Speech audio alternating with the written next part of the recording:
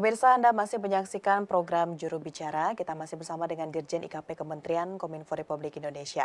Baik, Pak Dirjen, terkait dengan apa saja yang diinginkan oleh pemerintah dengan adanya migrasi dari analog ke digital ini, Pak. Apakah sejauh ini hanya dari segi kualitas siaran atau mungkin ada goals lainnya yang ingin didapatkan dengan adanya peralihan siaran ini, Pak Dirjen? Ya, tentu saja ada beberapa hal ataupun beberapa tujuan dari Ya, program ataupun proyek analog switch off atau digitalisasi televisi ini. Jadi migrasi televisi analog ke digital atau analog switch off (ASO) memberi peluang bagi perkembangan siaran televisi ya di Indonesia, ya di seluruh Indonesia. Jadi kalau saya sampaikan tadi, jadi satu MUX itu, satu multiplexing bisa terdiri dari 12 kanal, bisa 14 kanal. Nah, jadi ini akan ikut mengembangkan bukan hanya televisi di Jakarta atau televisi nasional, jadi tapi juga televisi daerah, bahkan televisi komunitas. Nah, jadi televisi daerah bisa menyewa, ya membayar dengan harga tertentu kepada penyelenggara MUX ya, penyelenggara MUX sehingga mereka bisa bersiaran di salah satu atau beberapa kanal. Ya. Televisi komunitas juga bisa seperti itu, ya, bisa menyewa satu atau beberapa kanal yang dimiliki oleh penyelenggara MUX. Nah, dengan begitu maka konten siaran ini kan akan beragam. Jadi di satu kanal saja bisa ada 12 konten, bisa ada 14 konten, ada lebih dari satu konten. Nah, dengan demikian maka masing-masing penyelenggara siaran, apakah itu televisi nasional, televisi lokal, televisi komunitas, ya mereka ini akan berkompetisi secara ketat. Karena yang akan ditonton, yang akan dinikmati tentu yang berkualitas programnya. Ya. Sehingga nanti akan terjadi kompetisi di antara berbagai kategori atau jenis lembaga penyiaran ini untuk menghasilkan siaran yang berkualitas. Dengan demikian, masyarakat akan mendapatkan siaran yang berkualitas begitu. Nah, ini salah satu contoh saja ya apa yang ingin kita dapatkan. Nah, dengan demikian maka stasiun televisi ini kan akan terus berinovasi, terus berkreativitas untuk menghasilkan program-program siaran yang baik. Bahkan pada satu titik mungkin saja karena ada kompetisi dalam menyajikan siaran berkualitas, maka televisi kita juga ini akan bisa bersaing dengan televisi-televisi yang sudah beralih ke televisi digital di negara lain. Nah, karena itu kita ya tidak boleh lagi mundur begitu untuk melaksanakan ASO ini, ya analog switch off ini begitu. ya. Nah, karena dengan ASO seperti saya sampaikan sebelumnya, ini efek dominonya, efek positif yang kita peroleh ini sangat banyak. Ya, selain siaran yang berkualitas secara tampilan maupun substansial, tadi kita bisa mendapatkan lapangan pekerjaan, mendapatkan penambahan pajak, PNBP, juga PDB.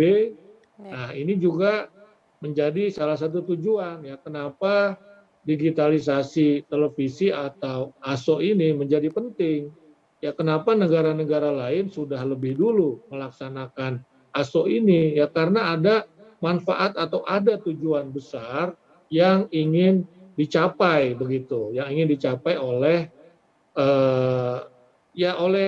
negara kita ya yang sedang bersiap memasuki era digital ini begitu. Dan nanti tidak akan ada lagi lah kalau masih analog itu kan ada rebutan frekuensi misalnya, ya ada satu frekuensi tiba-tiba berubah siarannya begitu karena diintervensi oleh siaran televisi lain di frekuensi yang sama. Nah, ini tidak akan terjadi karena sudah jelas pembagiannya lewat kanal-kanal tadi itu. Dan kalau televisi kita berkualitas kan, maka kita ini kan tentu saja akan terus akan lebih suka menonton stasiun televisi kita ya, sehingga budaya, ideologi, kemudian aspek-aspek perilaku ini bisa terus kita jaga. Tetapi kita juga dengan demikian juga kita beradaptasi ya dengan perkembangan teknologi digital. Artinya adaptasi dengan dunia digital yang berkembang ini kita lakukan dengan tetap menjunjung nilai-nilai budaya bangsa Indonesia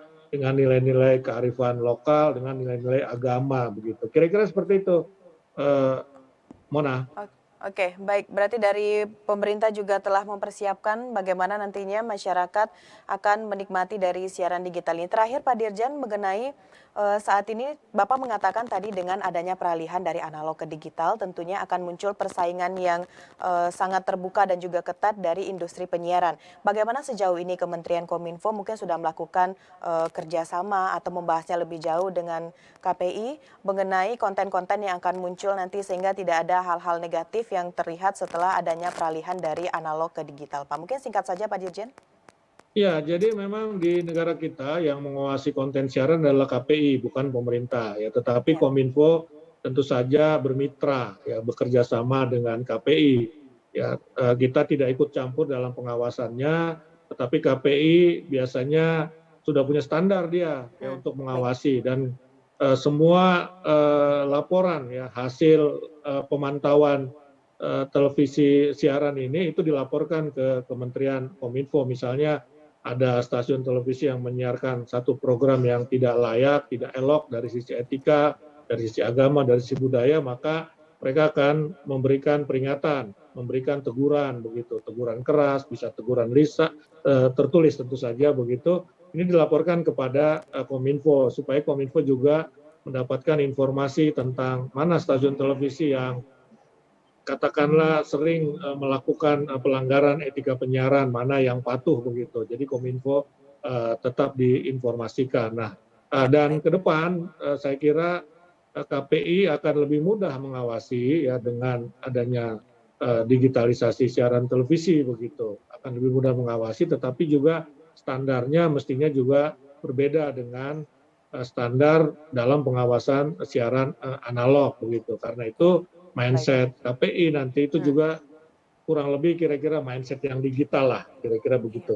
Baik, tentunya dengan hal yang telah dipersiapkan tadi oleh pemerintah dan juga berbagai pihak terkait lainnya, kita harapkan nanti benar-benar analog switch off tahap 1 ini bisa dimanfaatkan dan dirasakan manfaatnya oleh seluruh masyarakat Indonesia.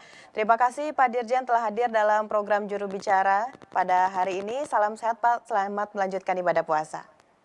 Selamat sore, salam sehat. Baik pemirsa, itulah dialog kita bersama dengan Dirjen IKP Kementerian Kominfo Republik Indonesia mengenai peringatan Hari Penyiaran Nasional 2022. Terima kasih bagi Anda telah menyaksikan. Saya Mona Azarin pamit. Sampai jumpa.